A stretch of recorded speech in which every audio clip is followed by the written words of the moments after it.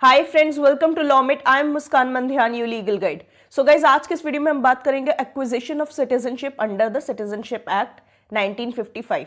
सो 1955 के citizenship act के अंदर आपको सिटीजनशिप कैसे मिल सकती है, आज हम उसके बारे में बात करने वाले हैं। आर्टिकल 5 to 11 जो है सिटीजनशिप का इन कॉन्स्टिट्यूशन, वो मैं डिस्कस कर चुकी हूँ पार्ट 1 की वीडियो में। नहीं देखा है तो देख लीजिए, लिंक डिस्क्रिप्शन में दिया है, आई बटन में भी आपको मिल जाएगा। आज पार्ट 2 डिस्कस करेंगे वीडियो का। पार्ट 3 वाले वीडियो में आपको टर्मिनेशन ऑफ सिटीजनशिप के बारे में बताऊंगी। ठीक है, हमारे Telegram channel law mate your legal guide का लिंक आपको डिस्क्रिप्शन में मिल जाएगा। अगर आपने नहीं ज्वाइन किया प्लीज जाकर ज्वाइन कर लीजिए। हर वीडियो के नोट्स मैं वहीं पर अपलोड करती हूँ। सो आई रिक्वेस्ट यू गाइस कि आप लोग प्लीज मुझे ध्यान से सुनते रहिए and let's start. So constitution के आर्टिकल 11 में पार्लियामेंट को पावर मिली हुई है कि वो सिटीजनशिप से के रिगार्डिंग लॉ बना सकता है, कोई एक्ट बना सकता है। तो उस पावर को पार्लियामेंट ने एक्सरसाइज किया और हमें मिला सिटीजनशिप एक्ट 1955। आर्टिकल 5 to 11 हमें बताते हैं कि कौन कौन लोग ऑन एंड बिफोर, ठीक है, on and before the commencement of constitution citizens होंगे। यानी 26 जनवरी 1950 को कौन कौन लोग सिटीजन्स होंगे, उसकी वो अगर हमें जानना है तो हमें आर्टिकल 5 to 11 पढ़ना होगा। ठीक है, यानी हमारे दादा परदादा जी के लिए अगर हमें जानना है कि हमारे दादा परदादा जी सॉरी सिटीजन्स थे या नहीं, तो वो हमें आर्टिकल 5 to 11 कॉन्स्टिट्यूशन में रीड करना होगा। लेकिन अगर हमें ये पता लगाना है कि हम सिटीजन्स हैं या नहीं इंडिया के, या जो हमारे बच्चे होंगे वो इंडिया के सिटीजन्स कैसे बनेंगे या कैसे होंगे, वो अगर हमें पता लगाना है तो हमें ये वाला एक्ट पढ़ना होगा। क्यों? क्योंकि इस एक्ट में लिखा है, ये एक्ट दो चीजों की बात करता है। हमें सिटीजनशिप कैसे मिलेगी, आफ्टर 1950 या after commencement of the constitution. ठीक है, after the commencement of the constitution हमें सिटीजनशिप कैसे मिलेगी, और हमारी सिटीजनशिप वापस भी ली जा सकती है। ऐसा नहीं है कि हमें मिली रहेगी, हम कोई क्राइम करेंगे तो वापस नहीं जा सकती है, नहीं, हमारी सिटीजनशिप टर्मिनेट भी हो सकती है। राइट, तो ये एक्ट दो चीजों की बात करता है, acquisition and termination of citizenship after the commencement of the constitution. Right, मैं जो आपको पॉइंट 2 बताने जा रही हूं ये बहुत ज्यादा इंपॉर्टेंट है। मैं बीच बीच में वीडियो में ऐसी शॉर्ट चीजें बताऊंगी जो कॉम्पिटिटिव एग्जाम में कहीं ना कहीं आपसे पूछी जा सकती हैं। यहां मैं आपसे एक सवाल करती हूं, क्या सिटीजनशिप किसी कंपनी को या किसी ज्यूरिस्टिक पर्सन को मिल सकती है? क्या कंपनी का, देखो कंपनी कैसी रहती है, कंपनी को एक ज्यूरिस्टिक पर्सन माना जाता है, कि लीगल एंटिटी माना जाता है। राइट, ये हम सब ने पढ़ा है। तो क्या किसी लीगल एंटिटी को या किसी ज्यूरिस्टिक पर्सन को हम सिटीजनशिप दे सकते हैं?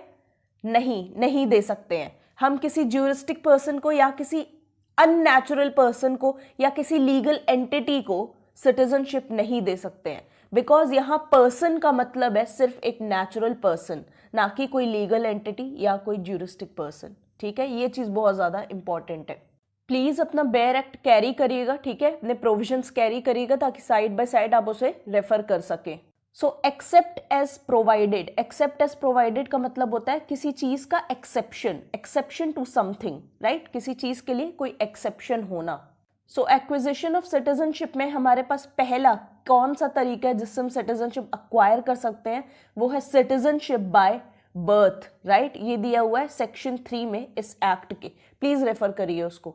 सो ये सेक्शन स्टार्ट होता है, सेक्शन 1 स्टार्ट होता है except as provided in subsection 2। Subsection 2 में जो कंडीशंस दी हुई हैं, अगर वो किसी पर्सन पर लागू हो जाएंगी तो वो इंडिया का सिटीजन नहीं बन पाएगा, इन स्पाइट ऑफ जो भी ये कंडीशंस दी हुई हैं। ठीक है, भले ही ये कंडीशंस दी हुई है सेक्शन 1 में, लेकिन अगर सबसेक्शन 2 में जो कंडीशंस दी हुई है, अगर वो किसी पर लागू हो गई, अगर वो किसी पर लग गई, तो वो सिटीजन नहीं बनेगा इंडिया का। राइट, इसीलिए लिखा है except as provided. Except as provided मतलब exception to something. Subsection 2 is an exception to subsection 1। समझ में आया? जो आपका सबसेक्शन 2 है वो एक एक्सेप्शन है सबसेक्शन 1 का। सो सिटीजनशिप बाय बर्थ में कौन कौन लोग इंडिया के सिटीजन्स हो सकते हैं?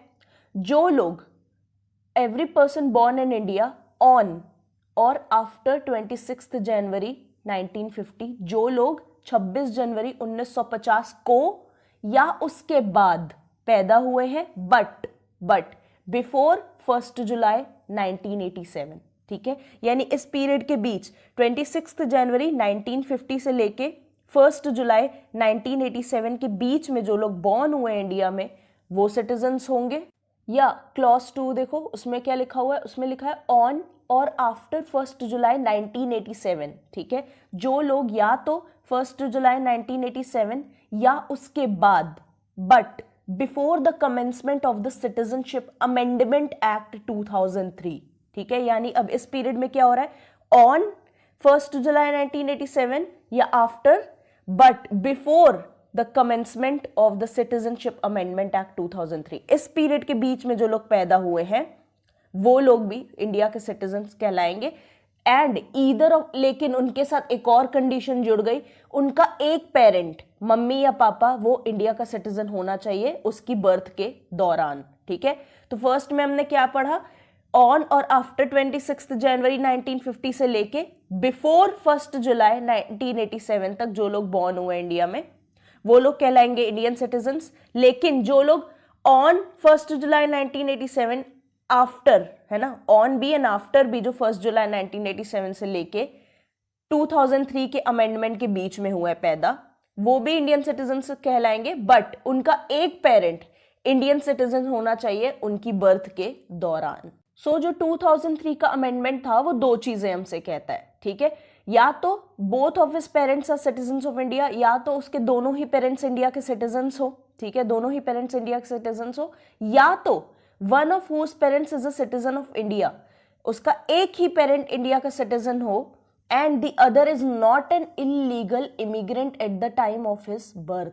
मतलब दूसरा पेरेंट इलीगल माइग्रेंट नहीं होना चाहिए उस बच्चे की बर्थ के दौरान जिसकी सिटीजनशिप आप मांग रहे हो, राइट। या तो उसके दोनों पेरेंट्स इंडियन सिटीजन्स होंगे, या एक पेरेंट इंडियन सिटीजन होना चाहिए बट दूसरा पेरेंट इलीगल माइग्रेंट नहीं होना चाहिए उसकी बर्थ के दौरान। इलीगल माइग्रेंट समझते हैं कौन होते हैं। किसी भी एक्ट का इंटरप्रिटेशन क्लॉज जो कि सेक्शन 2 होता है, अगर आप पढ़ोगे तो आपको समझ में आएगा कि डेफिनेशंस क्या क्या दी हुई हैं उस एक्ट में, ठीक है। अलग अलग टर्म्स की डेफिनेशंस अगर आपको समझ में नहीं आ रही हैं तो आप सिंपली इंटरप्रिटेशन क्लॉज देख लो उस एक्ट का, टॉप पर ही लिखा रहता है। शॉर्ट टाइटल की आप बात देखोगे तो आपको मिल जाएगा।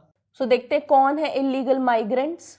सो वो फॉरेनर जो इंडिया में एंटर किया है विदाउट अ वैलिड पासपोर्ट, जिसके एक फॉरेनर जिसने इंडिया में एंटर किया बिना एक वैलिड पासपोर्ट के, दूसरे ट्रैवल डॉक्यूमेंट्स के बिना, या उन डॉक्यूमेंट्स के बिना जो लॉ के द्वारा प्रिस्क्राइब किए गए कि ये डॉक्यूमेंट्स आपके पास होने ही होने चाहिए अगर आप इंडिया में आ रहे हो तो, या उसके पास ये सारी चीजें जो होनी चाहिए, ठीक है, उसके पास हर डॉक्यूमेंट है जो होना चाहिए, लेकिन उसको जितने टाइम पीरियड के लिए रहना चाहिए था उससे ज्यादा ही वो इंडिया में रुक गया तो वो इलीगल माइग्रेंट कहलाएगा।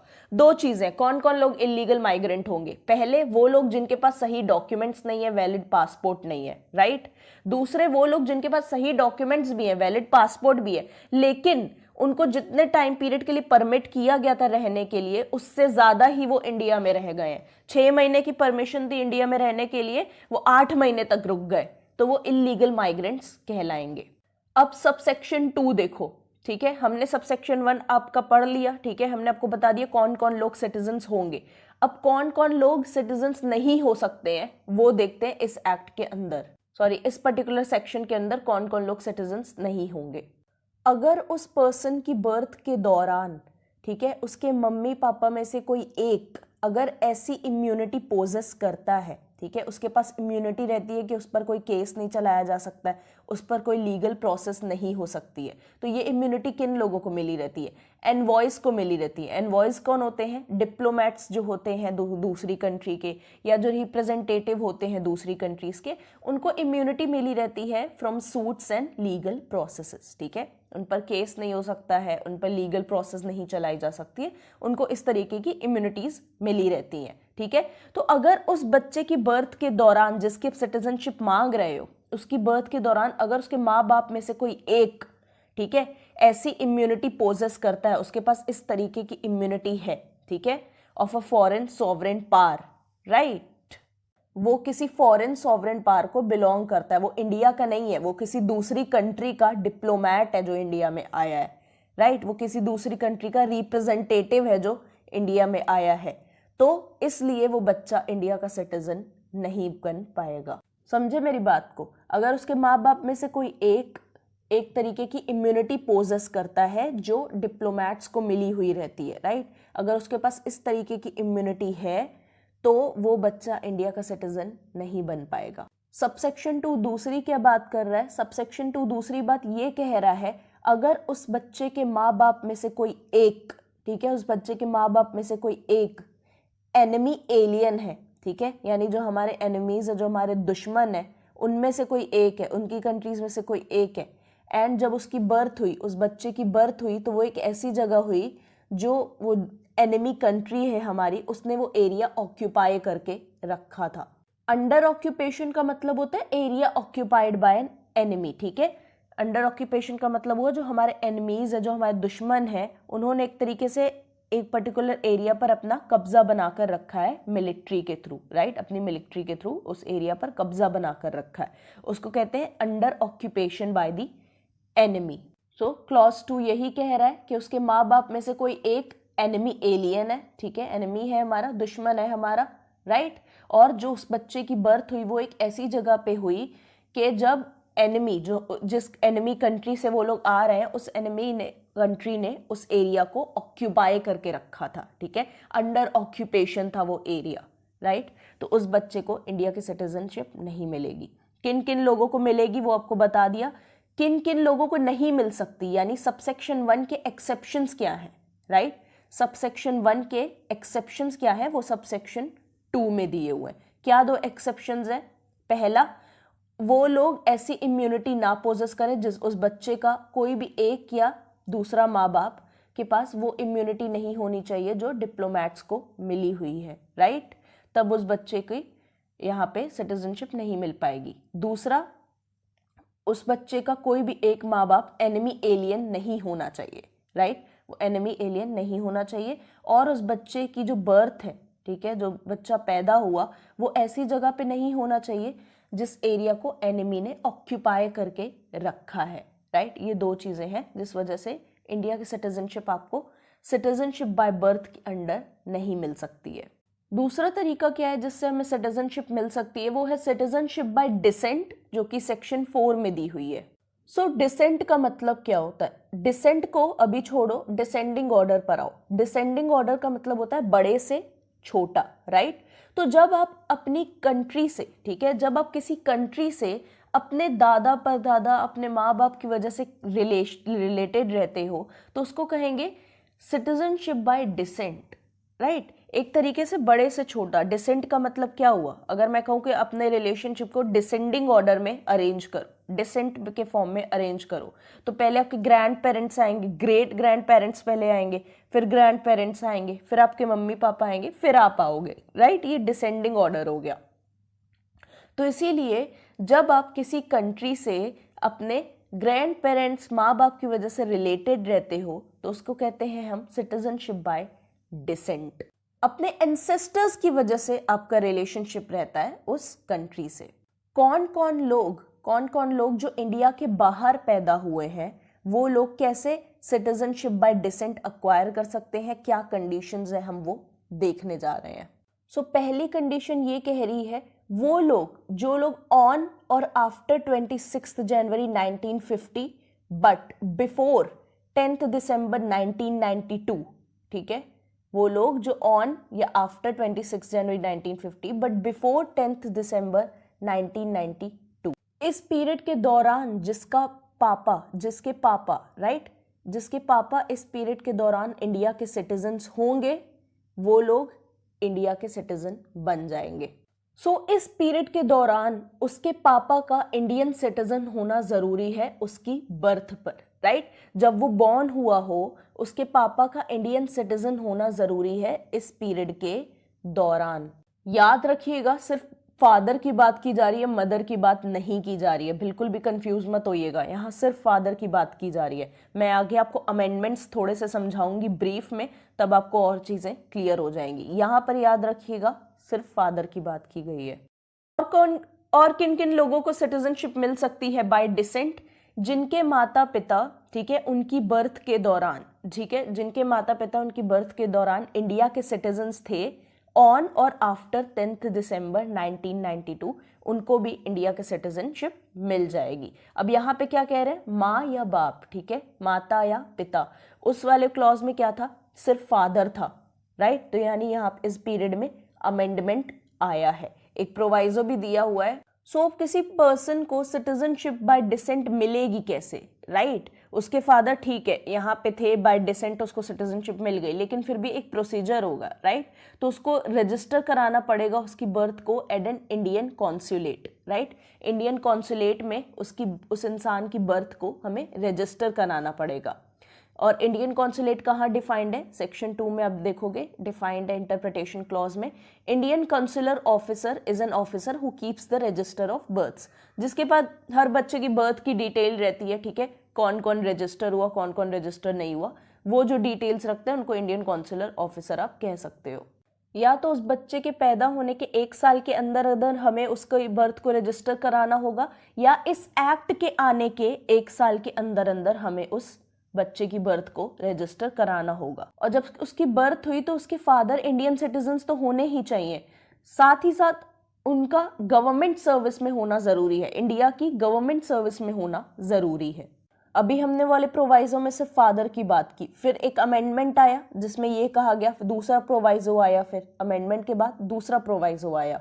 सो अगर किसी बच्चे के माँ बाप में से कोई एक इंडियन सिटीजन है, राइट, तो उस बच्चे को इंडियन सिटीजनशिप बाय डिसेंट तब तक में नहीं मिलेगी जब तक उसे रजिस्टर नहीं किया जाएगा इंडियन कॉन्सुलेट में with in 1 year of its occurrence. जब वो पैदा हुआ उसके 1 साल के अंदर उसे रजिस्टर कराना होगा में इंडियन कॉन्सुलेट में, या ऑन और after the 10th day of December 1992, या तो उसके पैदा होने के 1 साल के अंदर अंदर, या तो ऑन और after the 10th day of December 1992, whichever is later, या सेंट्रल गवर्नमेंट की परमिशन लेके after the expiry of set period.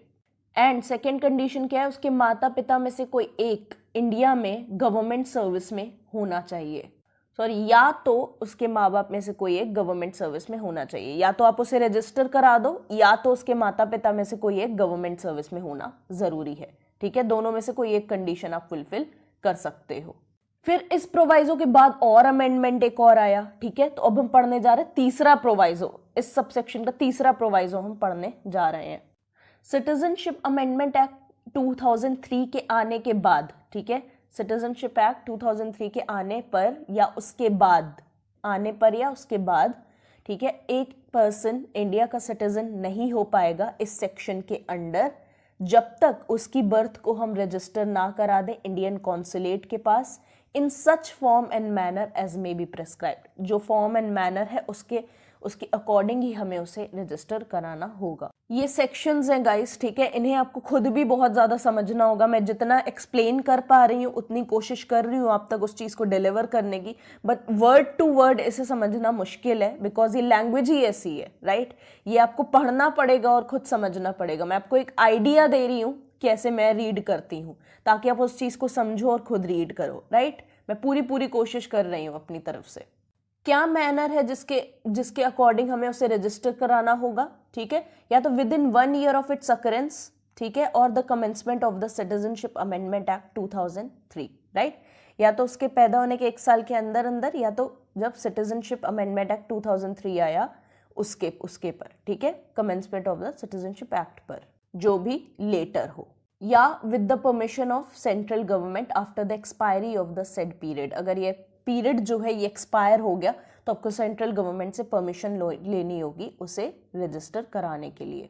फिर अमेंडमेंट आया तो अब हम ये चौथा प्रोवाइजो पढ़ने जा रहे हैं, राइट। चौथा प्रोवाइजो है ये, कोई भी बर्थ तब तक रजिस्टर नहीं की जाएगी जब तक उस बच्चे के माँ बाप ये नहीं कह देते कि जो माइनर है, माइनर्स कौन होते हैं, a person who has not attend the age of 18, right. 18 साल के नीचे के जो लोग रहते हैं उनको माइनर कहते हैं, राइट, नाबालिग।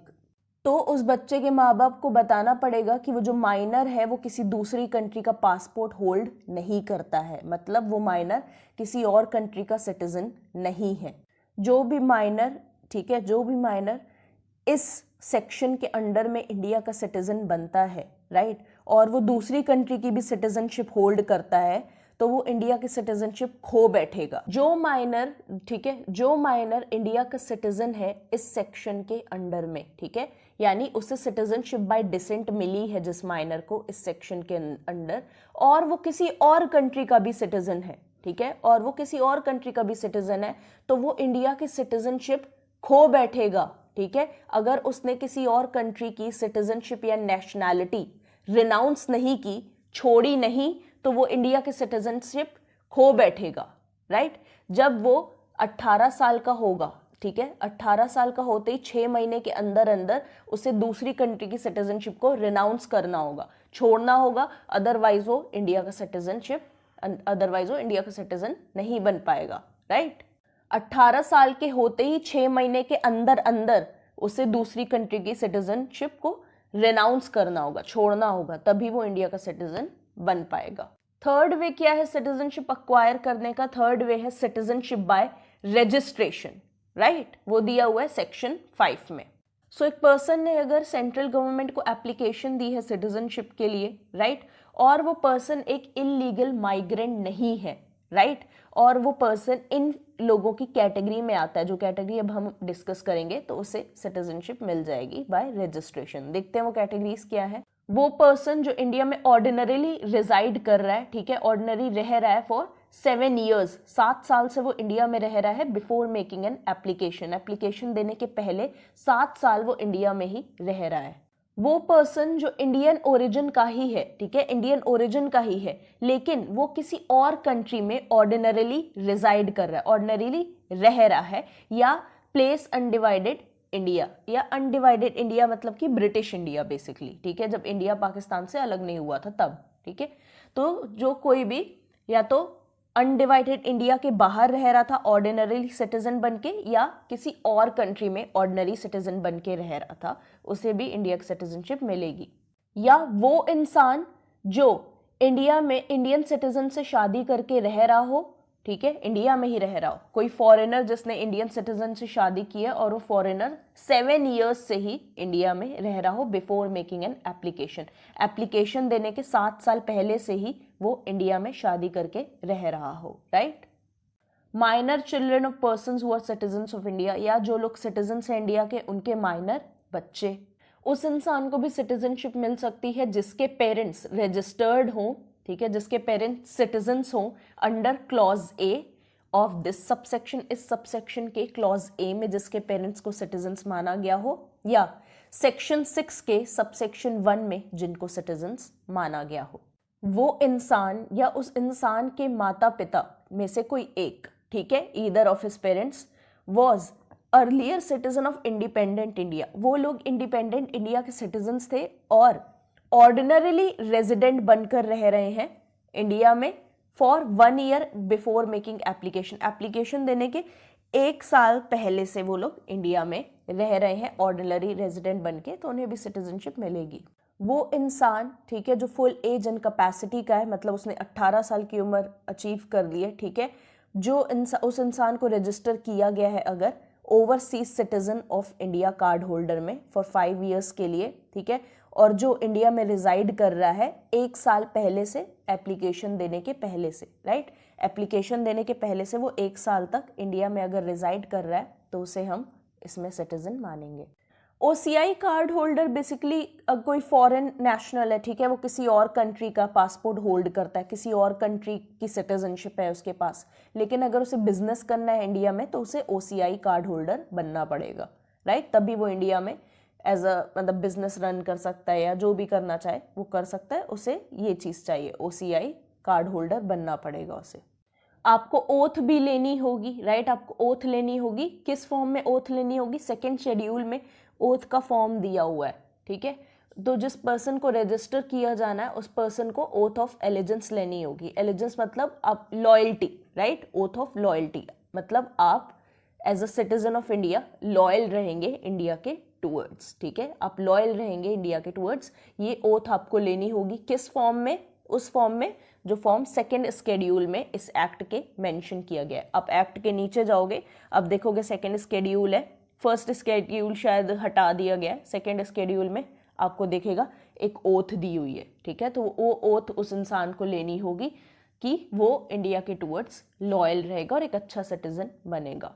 सो अगर किसी इंसान ने इंडिया के सिटीजनशिप को रिनाउंस कर दिया है, ठीक है, छोड़ दिया है, या वो उसकी इंडियन सिटीजनशिप को टर्मिनेट कर दिया गया है, राइट, तो अगर उसे फिर से इंडिया का सिटीजनशिप बनना है तो या तो उसे सेंट्रल गवर्नमेंट ऑर्डर देगी, ठीक है, सेंट्रल गवर्नमेंट के ऑर्डर से ही वो इंडिया का सिटीजन दोबारा बन सकता है, या अगर उसे दोबारा सिटीजनशिप बनना है सबसेक्शन 1 में इस एक्ट के इस सेक्शन के सबसेक्शन 1 में अगर उसे दोबारा सिटीजन बनना है तो उसे सेंट्रल गवर्नमेंट से ऑर्डर लेना पड़ेगा।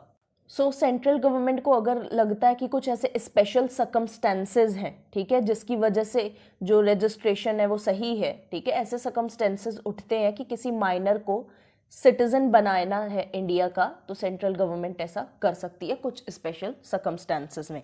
भाई आखिर हमें सिटीजनशिप मेजर होने पर मिलती है, 18 साल के होने पर मिलती है, राइट, लेकिन अगर ऐसा कुछ है कि माइनर को, ठीक है, ऐसे स्पेशल सर्कमस्टेंसेस कि किसी माइनर को सिटीजनशिप देनी पड़े तो सेंट्रल गवर्नमेंट ऐसा कर सकती है। चौथा तरीका कौन सा है जिसके थ्रू हमें सिटीजनशिप मिल सकती है, वो है सिटीजनशिप बाय नेचुरलाइजेशन, जिसको सेक्शन 6 में डिस्कस किया गया है, जहां पे कोई इंसान, ठीक है, सेंट्रल गवर्नमेंट को एप्लीकेशन देता है, ठीक है, वो इंसान मेजर है, ठीक है, माइनर नहीं है, मेजर है, ठीक है, वो इंसान सेंट्रल गवर्नमेंट को एप्लीकेशन देता है कि उसे सर्टिफिकेट ऑफ नेचुरलाइजेशन दे दिया जाए, ठीक है, तो सेंट्रल गवर्नमेंट देखेगी कि क्या वो इंसान 3rd शेड्यूल में जो प्रोविजंस दिए हैं या जो कंडीशंस दी हुई हैं, अगर उन्हें वो पूरी कर रहा है तो उसे सर्टिफिकेट ऑफ नेचुरलाइजेशन मिल जाएगा। देखते हैं क्या है वो कंडीशंस, राइट। क्या क्वालिफिकेशंस है नेचुरलाइजेशन की 3rd शेड्यूल में, वो देखते हैं। वो इंसान किसी ऐसी कंट्री का सिटीजन नहीं होना चाहिए जहां पर इंडियंस को सिटीजनशिप बाय नेचुरलाइजेशन नहीं मिलती है, राइट, वो किसी ऐसी कंट्री का सिटीजन नहीं होना चाहिए जहां पर इंडियंस को सिटीजनशिप बाय नेचुरलाइजेशन अवेलेबल नहीं है, राइट। अगर वो किसी और कंट्री का सिटीजन था तो उसने उस कंट्री की सिटीजनशिप को रिनाउंस किया है या नहीं। अगर रिनाउंस किया है तो उसको ये चीज़ बतानी होगी सेंट्रल गवर्नमेंट को। और रिनाउंस कैसे किया है, उस कंट्री में जो लॉ है उस लॉ के अकॉर्डिंग ही उसे सिटीजनशिप रिनाउंस करनी होगी, राइट। या तो वो इंडिया में रहे, ठीक है, या तो उसने गवर्नमेंट ऑफ इंडिया की कोई सर्विस की हो, या पार्टली वो इंडिया में रहा हो या पार्टली गवर्नमेंट की सर्विस की हो। जैसे 6 महीना वो इंडिया में रहा और 6 महीना फिर वो उसने गवर्नमेंट की सर्विस की, ठीक है, पार्टली ये और पार्टली वो, through out the period of 12 months. Application देने के 12 महीने पहले से उसे ये सब करना है, राइट। या तो वो 6 महीना इंडिया में रह रहा हो और 6 महीना गवर्नमेंट की सर्विस कर रहा हो, या पूरा 12 महीना उसने गवर्नमेंट की सर्विस की हो, या वो सिर्फ इंडिया में रहा हो 12 महीने के लिए, right. Preceding the date of application, application की डेट के 12 महीने पहले के लिए ये कहा जा रहा है। अगर सेंट्रल गवर्नमेंट को ऐसा लगता है कि कुछ स्पेशल सर्कमस्टेंसेस हैं, ठीक है, कोई स्पेशल सिचुएशन आ जाती है, तो 12 महीने के पीरियड को वो घटा कर, ठीक है, 30 डेज में भी कर सकती है। उससे लिखवा सकती है उस इंसान से कि क्यों तुम्हें कम करवाना है अपना पीरियड, तो वो 12 महीने का पीरियड 30 डेज का भी किया जा सकता है अगर वो गवर्नमेंट ऑफ इंडिया को स्पेसिफिक रीजन दे दे तो। अभी हमने क्या डिस्कस किया था कि एप्लीकेशन देने के 12 महीने पहले तक, राइट। अब जो हम पॉइंट डिस्कस करने जा रहे हैं उसमें हम डिस्कस करेंगे 12 महीने के पहले 14 साल तक उसे क्या करना होगा। 12 महीने के 12 मंथ्स के पीरियड के 14 ईयर्स पहले उसे क्या करना होगा वो डिस्कस करने जा रहे हैं। 14 ईयर्स तक या तो वो इंडिया में रह रहा हो, या तो वो गवर्नमेंट की कोई सर्विस कर रहा हो, या पार्टली गवर्नमेंट की सर्विस कर रहा हो, पार्टली इंडिया में रह रहा हो, राइट। और ये पीरियड टोटल मिलाकर एटलीस्ट 11 साल होना चाहिए। 14 साल पूरा भी ना हो तो कम से कम 11 साल तो उसे ये चीज करनी ही करनी है। जैसे किसी को कल एप्लीकेशन देनी है तो उसके 12 मंथ्स पहले तक उसे ये काम करना होगा। 12 मंथ्स के पहले भी 12 मंथ्स के पहले 14 ईयर्स उसे ये चीजें करनी होंगी। वो इंसान एक अच्छे कैरेक्टर का होना जरूरी है, राइट। 8th शेड्यूल में जो लैंग्वेजेस दी हुई है, कॉन्स्टिट्यूशन के 8th शेड्यूल में जो लैंग्वेजेस दी हुई हैं उससे उसकी अच्छी नॉलेज है किसी भी एक लैंग्वेज की, राइट। जब उसे सर्टिफिकेट ऑफ नेचुरलाइजेशन दिया जाएगा तो उसकी इंटेंशन होनी चाहिए, बहुत इंपॉर्टेंट चीज है, उसकी इंटेंशन होनी चाहिए कि परमानेंटली इंडिया में ही रहना चाहता है, राइट। या वो गवर्नमेंट सर्विस इंडिया की कंटिन्यू करना चाहता है, राइट, या वो किसी इंटरनेशनल ऑर्गेनाइजेशन में काम करना चाहता है जिसके इंडिया मेंबर है, ठीक है, जिसका इंडिया मेंबर है, या वो किसी सोसाइटी में, कंपनी में, ठीक है, बॉडी ऑफ पर्संस में काम करना चाह रहा है जो इंडिया में एस्टैब्लिश्ड है। अब एक प्रोवाइजो है जो कि बहुत ज़्यादा इंपॉर्टेंट है, राइट, सेक्शन 6 में।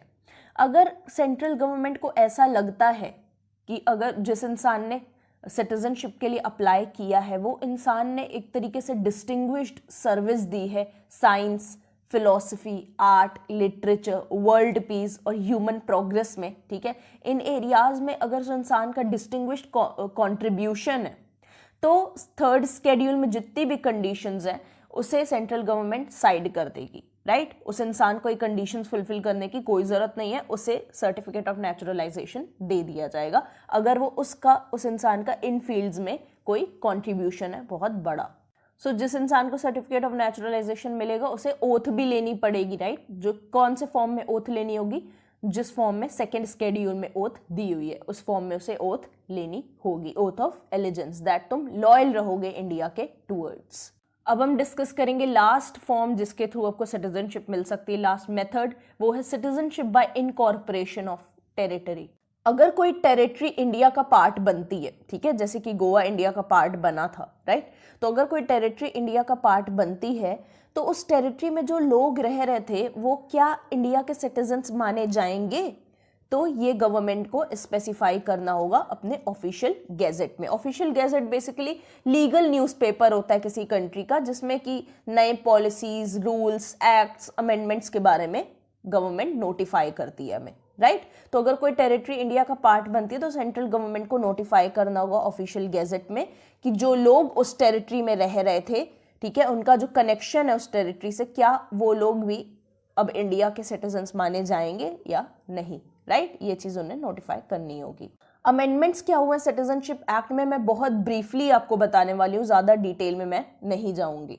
1986 का जो अमेंडमेंट था वो ये कहता था कि सिर्फ इंडिया में बॉर्न हो जाने से आपको सिटीजनशिप नहीं मिलेगी, एटलीस्ट आपका एक पेरेंट इंडियन सिटीजन होना चाहिए आपकी बर्थ के दौरान, राइट। सो अगर कोई जो इंडिया के आउटसाइड पैदा हुआ है, ठीक है, वो इंडियन सिटीजन कैसे बनेगा, उसका एक पेरेंट को इंडियन होना होगा, राइट। इस अमेंडमेंट के पहले सिर्फ फादर का इंडियन होना जरूरी था। जब ये अमेंडमेंट आया तो कहा गया कि नहीं, मदर या फादर दोनों में से कोई एक भी इंडियन हो सकता है, राइट। 2003 के अमेंडमेंट में बेसिकली इलीगल माइग्रेंट्स की बात की गई, राइट। किसी एक पेरेंट का इलीगल माइग्रेंट नहीं होना चाहिए, राइट, उसका इलीगल माइग्रेंट नहीं होना चाहिए, तभी उसे इंडिया सिटीजनशिप मिल पाएगी। 2005 का अमेंडमेंट ओवरसीज सिटीजन्स के बारे में था, राइट। 2019 के अमेंडमेंट को डिस्कस करते हैं, ज्यादा नहीं डिस्कस करेंगे, शॉर्ट में ही आपको मेन चीजें मैं बता दूंगी। 2019 का अमेंडमेंट बेसिकली उन लोगों को प्रोटेक्ट करने की बात करता है जिन्होंने पर्सिक्यूशन झेला है। पर्सिक्यूशन क्या होता है, किसी ग्रुप के ऊपर दूसरे ग्रुप का एक तरीके से सब्जुगेशन होना, राइट, सब्जुगेट करना किसी दूसरे ग्रुप को।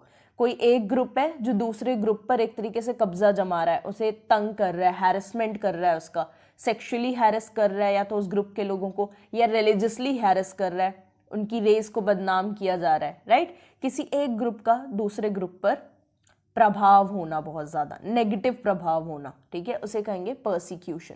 सो ये एक्ट बताता है किन लोगों को हम इलीगल माइग्रेंट नहीं कहेंगे, राइट, किन लोगों को हम लोग को इलीगल माइग्रेंट नहीं कहना है।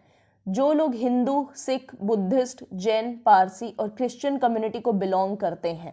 From which countries? Afghanistan, Bangladesh और पाकिस्तान, राइट। इन 3 कंट्रीज के इन 6 कम्युनिटीज को जो लोग बिलोंग करते हैं, राइट, और वो लोग अगर इंडिया में ऑन या बिफोर 31 डे ऑफ दिसंबर 2014 को एंटर कर गए, ठीक है, या तो 31 दिसंबर 2014 को एंटर किए या उसके बाद या उसके पहले एंटर कर गए, तो वो लोग इलीगल माइग्रेंट्स नहीं कहलाएंगे इस एक्ट के अंदर। मतलब illegal migrants of 6 communities will be protected who are coming from 3 countries.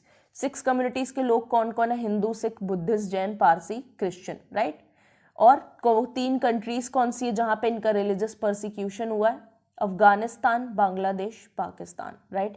In 3 countries के, इन 6 कम्युनिटीज को इलीगल माइग्रेंट्स नहीं माना जाएगा अगर वो 31 दिसंबर 2014 को एंटर कर गए इंडिया में या उसके पहले एंटर कर गए, राइट। बहुत जल्दी 3rd पार्ट आ जाएगा वीडियो का जिसमें हम टर्मिनेशन डिस्कस करेंगे सिटीजनशिप का। लॉ पीप्स मेरी इंस्टा आईडी जिसका लिंक डिस्क्रिप्शन में दिया है, वहां कर आप मुझे प्रॉब्लम बता सकते हैं। कमेंट सेक्शन भी ओपन है जहां पर आप मुझसे प्रॉब्लम शेयर कर सकते हैं। मैं डेफिनेटली कोशिश करूंगी उसे सॉल्व करने की। तो thank you for watching this video friends and we'll meet soon in the next video. Good luck.